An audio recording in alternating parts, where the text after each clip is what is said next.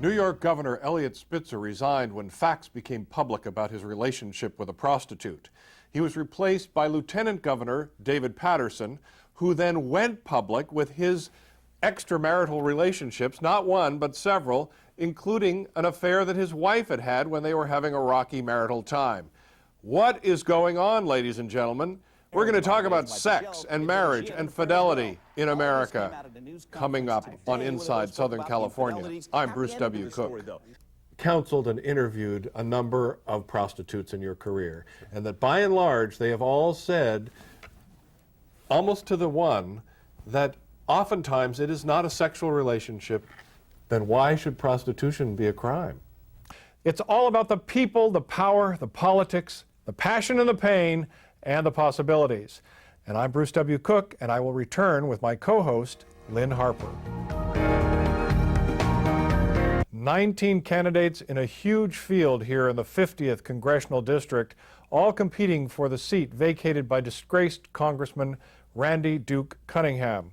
Lost it completely on the stage of the Laugh Factory in Hollywood, California, and proceeded to use that horrible N-word, and frankly I'm embarrassed that I can't share it with you. It's kind of childish, but that's the way it goes, and insulted horribly people in the audience, especially African-American men, who, by the way, are now threatening a lawsuit.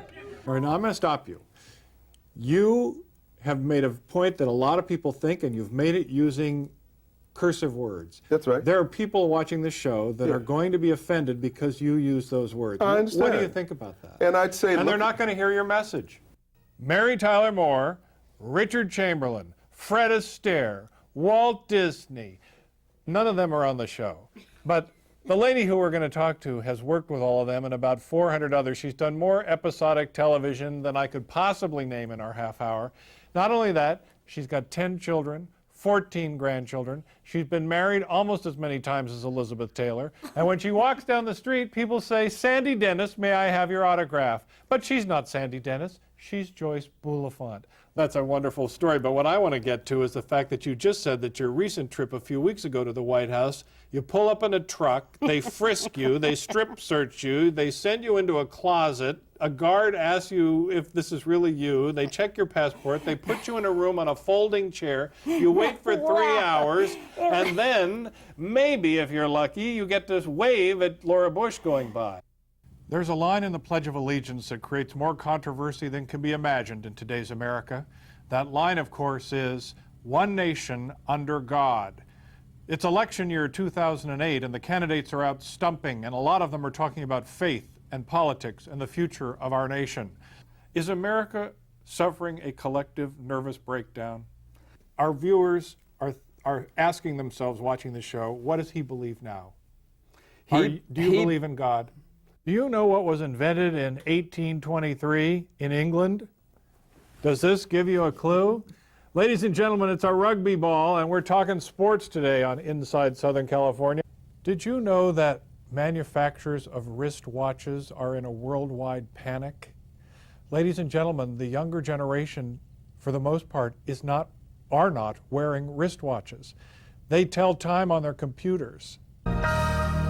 It is arguably even bigger than the Super Bowl, and it's coming to San Diego. In fact, the only other time it was here in Southern California was so long ago, Harry Truman was president.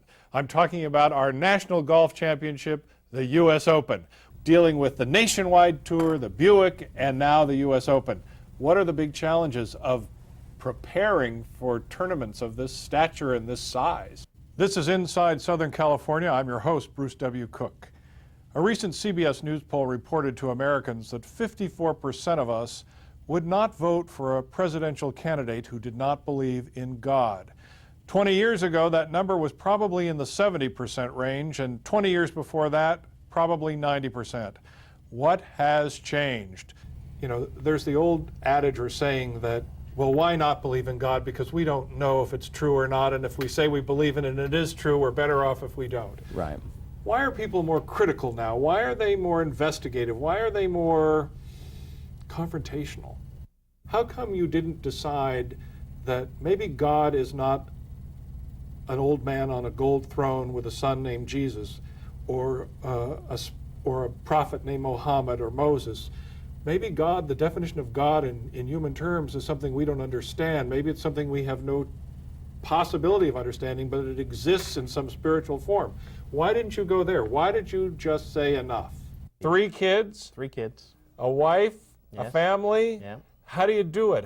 This is it's an interesting path to choose, to be a funny man and be on stage and travel around the country and still have a family and kids and keep things, as they say, normal, if that's possible. Yeah, exactly, as normal as possible. How have you managed to keep your career alive and keep working and keep appearing in these clubs? And I don't think anybody remembers Topo Gigio. I know. That is under the age of 30 or probably 50.